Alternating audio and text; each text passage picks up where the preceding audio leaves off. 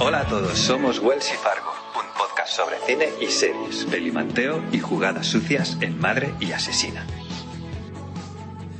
Hoy os traemos al podcast Veneciafrenia, la última película de Alex de la Iglesia. La película nos cuenta la historia de un grupo de españoles que deciden ir a celebrar una despedida de soltera a Venecia durante la época del carnaval. Pero una vez allí se encuentran que, no todo es tan bonito como habían imaginado y hay miles de venecianos que manifiestan su malestar por la invasión turística y la destrucción acelerada de la ciudad. Sin embargo, lo que no saben es que las quejas de algunos vecinos no se quedarán simplemente en pancartas y manifestaciones, sino que algunos vecinos irán más allá. Además de en la dirección, Alex de la Iglesia ha contado con la ayuda de Jorge Guerrica-Echeverría para construir el guión de esta película. Y si tuviéramos que rememorar, ¿no?, algunas de las películas más importantes de Alex de la Iglesia, no podríamos dejar de enumerar un puñado de ellas, ¿no?, que sean así las más emblemáticas, ¿no?, y que nos ayuden un poco a entender cómo hemos llegado hasta aquí, ¿no? y que creo que tenemos que recuperar un poco la archiconocidísima El Día de la Bestia, ¿no?, que podría ser una de las más icónicas, ¿no?, de Alex de la Iglesia, sin olvidarnos de aquella acción mutante que era tremendamente delirante y es una película increíble, ¿no? Pues a pesar de que estoy de acuerdo contigo en que las películas más emblemáticas de Alex de la Iglesia son El Día de la Bestia o Acción Mutante, yo personalmente prefiero las películas que ha hecho en época más reciente, como por ejemplo La Comunidad o El Bar, que fueron películas divertidísimas, donde no solamente hay una película de terror o un slasher, sino que siempre hay un trasfondo dentro de sus películas y aparte todo ello lo mezcla con humor. Sí, de hecho, una de las características más interesantes de Alex de la Iglesia es ese componente satírico, ¿no?, que queda entre líneas dentro de sus películas. De hecho, para mí una de las más divertidas y te diría que incluso casi de mis preferidas es Crimen Perfecto, ¿no?, por todo el componente o el análisis ese que hace bastante ácido, ¿no?, de esa sociedad consumista y en fin, es una película realmente guay. Y en esta ocasión más allá, ¿no?, de que podamos destacar la filmografía de Alex de la Iglesia, tenemos que hablar también de los elencos, ¿no?, con los que suele trabajar, que son siempre súper reconocidos y quizá a lo mejor después de Almodóvar trabajar con Alex de la Iglesia también te suponga, ¿no?, casi una etiqueta, un pin ahí, ¿no?, en la solapa como algo experiencial, ¿no?, como en tu carrera, ¿no?, como actriz, actor. Sí, consagrarte en el mundo del cine. Trabajar con Alex de la Iglesia. Y eso es lo que le ha pasado precisamente a los actores de esta película, que son en su mayoría actores muy jóvenes, con una carrera profesional todavía muy cortita, pero creo que gracias a esta película a partir de ahora vamos a empezar a verlos con frecuencia en el cine español.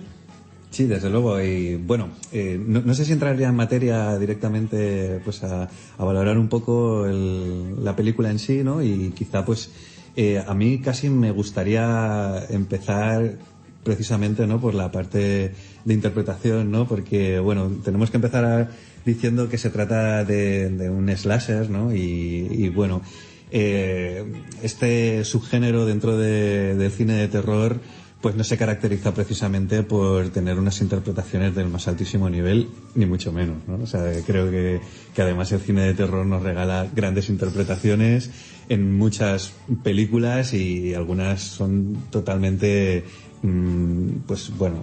icónicas, ¿no? No se puede decir otra cosa. Dentro del slasher, quizá, podemos suplir esa carencia interpretativa con otros ingredientes, ¿no?, más cercanos al ketchup, ¿no?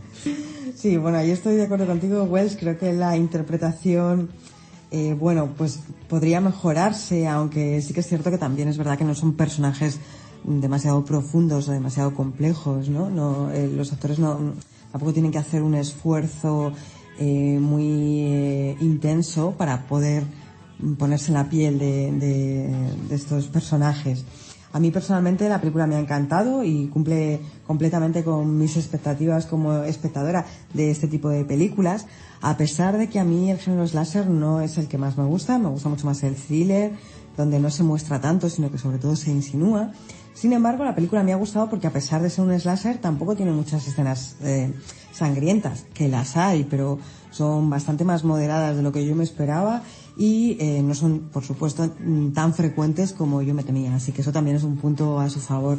Sí, es un slasher bastante contenido, ¿no? Y bueno, en ese sentido, a ver, Alex de la Iglesia es un maestro del fantástico y sabe perfectamente cómo diseñar un slasher de este tipo.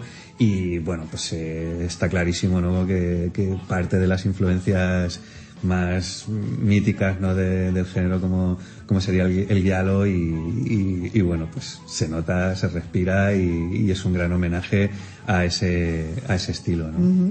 Sí, y no solamente al cine giallo, sino que también yo, por ejemplo, he visto un guiño a una escritora norteamericana que se llama Donna León, que escribe novelas policíacas donde su personaje principal es un comisario veneciano que se llama Guido Brunetti, que yo creo que ha servido de inspiración también al nombre del comisario de la película, de esta película, ¿no? Que se llama Brunelli, ¿no? Uh-huh. Y bueno, pues esos guiños sí que me han gustado mucho, tanto al cine italiano como a estos personajes icónicos de la novela negra ambientada en Italia. De hecho, no es casualidad que la película esté rodada y ambientada en Venecia, precisamente pues por todos estos referentes por una parte y por otra, ¿no?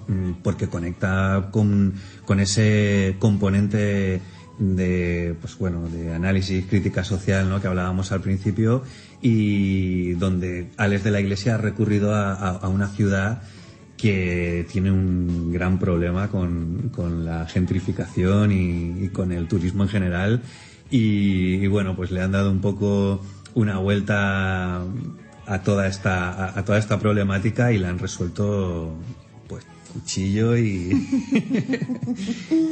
sí, de la manera propia del cine de terror. Y bueno, además es un problema que nosotros como españoles también tenemos muy presente, ¿no? Porque no solamente en Italia ha sucedido este problema con el turismo masivo, sino que también en España, en algunas ciudades españolas, también se han demostrado en numerosas ocasiones el malestar por esta invasión turística que en ocasiones pues no beneficia precisamente a las personas que residen en esa ciudad. Uh-huh. Pero bueno, también destacar que además Venecia tiene la particularidad de que es una ciudad bellísima. Uh-huh. Y sobre todo en esta época, en la época del carnaval, y esto lo demuestra también en el vestuario, ¿no? Con esos trajes maravillosos. Sí, de hecho el diseño de producción y casi la proeza y la suerte, ¿no? De poder haber rodado en Venecia, además durante el confinamiento por COVID, pues bueno, es un regalo, yo creo, para todo el equipo que ha podido participar en el rodaje, disponer de un escenario tan espectacular. Bueno, de hecho, en el making of cuentan que coincidió el rodaje de la película con Misión Imposible, ¿no? Y bueno, que eso pues dio lugar a situaciones bastante cómicas y bueno, por otra parte también os recomendaríamos que si tenéis la ocasión de poder ver el making of, que lo tenéis disponible en Amazon Prime, en Amazon Video, perdón, en Prime Video, perdón, pues que podáis verlo porque bueno, vale la pena pues ver cómo han sido algunos de los detalles del rodaje. Uh-huh, exacto, también viendo el making of podemos entender un poco el contexto en el que se rodó la película, ¿no? Y para destacar simplemente mencionar pues que es la primera película de una propuesta de un sello que se denominará The Fear Collection, que se asemeja un poco a un proyecto que lanzó hace unos años Chicho Ibáñez Serrador, con películas para no dormir, y donde el propio Alex de la Iglesia participó ya con La habitación del niño, y donde lo que se pretendía hacer era una antología de películas de terror con los directores más destacados del género. Sí, de hecho, una de las películas más interesantes de esta antología que comentabas, de las películas de la serie de Chicho Ibáñez, es esta habitación del niño, ¿no? Dirigida por Ales de la Iglesia, que es una peli súper interesante dentro de todo lo que sería la serie, pero yendo un poco más allá, incluso si pudiéramos hablar un poco del propio subgénero de slasher o el género en sí, hablar un poco también de lo que se ha hecho en España previamente a esta película, porque tampoco es un género que nosotros hayamos desarrollado, nosotros quiero decir, pues, dentro de la cinematografía española, que hayamos desarrollado mucho, ¿no? Sí que tenemos películas de culto, directores míticos, ¿no? Como podría ser Jesús Franco, o películas tremendamente desastrosas, ¿no? Como aquella Killer Barbies, ¿no? Del propio Franco, y bueno, podríamos nombrar unas cuantas, y bueno, más allá de lo anecdótico de algunas de ellas, de lo catastrófico de otras, quiero decir que tampoco es que sea un género que nosotros hayamos llevado a niveles importantes, y en este sentido pues me gustaría decir que esta película de Ales de la Iglesia pone ahora el listón a un nivel muy muy interesante, y puede mirar a la cara sin miedo de ningún tipo a películas del género míticas y bueno, sobre todo modernas, ¿no? Bueno, pues estamos de suerte porque además es la primera de las muchas películas que se pretenden producir bajo este sello, ¿no? Porque en palabras del propio Alex de la Iglesia se pretenden producir 2 películas al año con la participación de diferentes directores y guionistas. Los más destacados quizás sean pues directores como Paco Plaza, Juan Antonio Bayona o Nacho Vigalondo, pero también me gustaría que nos sorprendieran en este sello con la participación de alguna directora mujer que destaque en este género, ya que creo que han tenido poca representación, y la verdad es que seguro que hay grandes talentos que también pueden participar en este proyecto tan interesante para los amantes sobre todo de este género. Y bueno, además simplemente destacar, ya para terminar con este tema, destacar que The Fear Collection además tiene muchas posibilidades, ¿no? Porque consta con financiación importante, ya que es una colaboración entre Sony Pictures, la propia productora de Alex de la Iglesia, y Carolina Bank, y todos ellos asociados con Amazon Prime Video. Así que bueno, pues yo creo que hay posibilidades económicas, hay talento, así que esperemos que salgan grandes películas de aquí.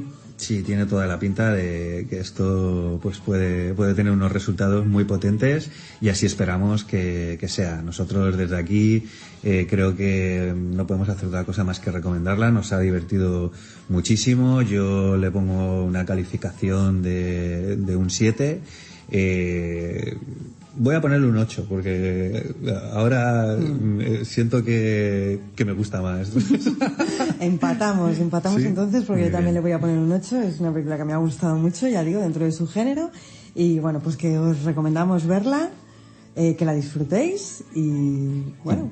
Bueno, pues nos vemos en Venecia y nos escuchamos en el siguiente episodio del podcast. Hasta la próxima. Hasta la próxima.